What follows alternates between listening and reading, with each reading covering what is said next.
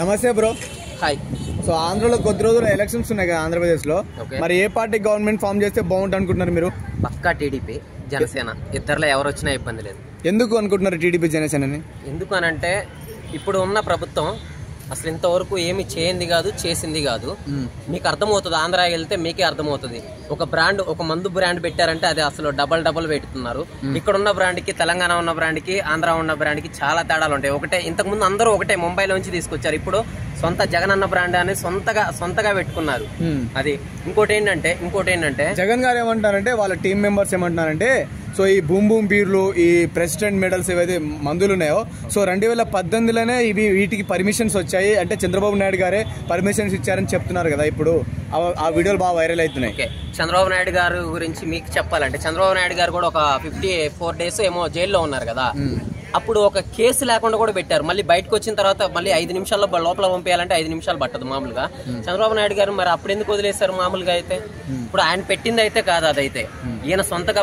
ఇప్పుడు సిద్ధం అనే ఒక బ్రాండ్ వచ్చింది కొత్తగా. అయితే ఆంధ్రప్రదేశ్ లో సిద్ధం అనే ఒక బ్రాండ్ వచ్చింది. అది సిద్ధం అని ఒకవేళ సభకు పెట్టుకున్నారా లేకపోతే దీనికి పెట్టుకున్నారా?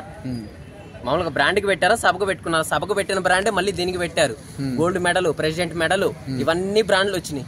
ఎందుకు వచ్చినాయి ఆ బ్రాండ్లన్నీ? మీరే అర్థం చేసుకోవాలి. ఇంకా దానికంటే జగన్ గారు ఈ 5 years పరిపాలన మీకు ఎలా అనిపించింది? నాకైతే అసలు అంటే నేను వాళ్ళని అనకూడదు, వీళ్ళని అనకూడదు. ఎందుకంటే జగన్మోహన్ రెడ్డి గారు కూడా బాగానే. ఎందుకంటే ఇంకోటి ఏంటంటే వీళ్ళకి ఏంటంటే వేరే విధంగా చేశారు. కానీ చంద్రబాబు నాయుడు గారు, పవన్ కళ్యాణ్ గారు నెక్స్ట్ పోయినసారి వస్తారు అనుకున్నాం, రాలేదు. కానీ ఇప్పుడు చంద్రబాబు నాయుడు గారు మాత్రం నెంబర్ 1 గా చేశారు. సో నెక్స్ట్ ఒకవేళ చంద్రబాబు నాయుడు గారు గవర్నమెంట్ ఫామ్ చేస్తే మరి నెక్స్ట్ 5 years ఎలాంటి డెవలప్మెంట్ చూడబోతుంది ఏపీ? నెంబర్ వన్ డెవలప్మెంట్ చూస్తుంది. సో ఇప్పుడు చంద్రబాబు నాయుడు గారికి అదేవిధంగా జగన్ గారికి మధ్య తేడా అంటే ఏం చెప్తారు? తేడా అంటే ఏంటంటే ఈయన స్వార్థంగా ఆలోచిస్తున్నారు. చంద్రబాబు నాయుడు గారు ఏంటంటే 10 మందికి అన్నం పెట్టేలాగా ఆలోచిస్తున్నారు. ఈయనేమో 10 మంది అన్నం నోటికా నుంచి తీసేలాగా ఆలోచిస్తున్నారు. అంతే, అంతకు మించి ఏం లేదు. సో జగన్ గారు ఏమంటారంటే, నేను ఇచ్చిన సంక్షేమ పథకాలు ప్రజలు చాలా గట్టిగా ఎలా ఇస్తారు, 175 కొడతామంటున్నారు కదా. 175కి 175 ఓకే. ఇంకా దాని గురించి నేను చెప్పాల్సిన అవసరం లేదు. ఇప్పుడు అవతల ఎన్ని సీట్లు ఉంటాయి, యువతలు ఎన్ని సీట్లు ఉంటాయని అందరికీ తెలుసు. కానీ 175కి 175 ఒకేసారి ఎవరికి వస్తాయండి? ఎవరికి రావు. వాస్తవంగా చెప్పుకోవాలంటే ఎవరికి రావు. అందులో సగమన రావాలి. లాస్ట్ 151 వచ్చాయి కదా, ఎందుకని అదే కాన్ఫిడెంట్ తో అదంటే ఈవీఎంలు ట్యాంపరింగ్ అండి. అవి ఈవీఎంలు ట్యాంపరింగ్, అవి వస్తూనే ఉంటాయి. ఎందుకంటే డబ్బిస్తే, ఇప్పుడు నేను డబ్బిస్తే ఇప్పుడు నాకు సీఎం కూడా సలాం చేస్తాను, నేను డబ్బిస్తే సీఎం కూడా సలాం చేస్తాను నాకు. అంతకు మించి ఏం లేదు.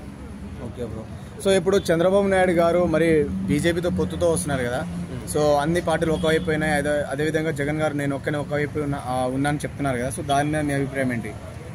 ఇప్పుడు ఒక్క నిమిషం అండి, మీరు మాట్లాడిన దాన్ని చాలా అంటే ట్రిపికల్ క్వశ్చన్. సో జగన్ గారు ఒకవైపు ఉన్నారు, నేను ఒకవైపు ఉన్నా, మిగతా పార్టీస్ అని ఒకవైపు ఉన్నారని అంటున్నారు కదా జగన్ గారు. సో దాని మీద మీ అభిప్రాయం ఏంటి? నేను ఒక్కనే సిద్ధంగా వస్తున్నా అంటున్నారు కదా, రానివ్వండి, అప్పుడు చూద్దాం. ఓవరాల్ గా ఒక మాటలో నెక్స్ట్ సీఎం ఎవరు అనుకుంటున్నారు? చంద్రబాబు నాయుడు గారు కానీ పవన్ కళ్యాణ్ గారు కానీ ఎవరైనా ఓకే. థ్యాంక్స్.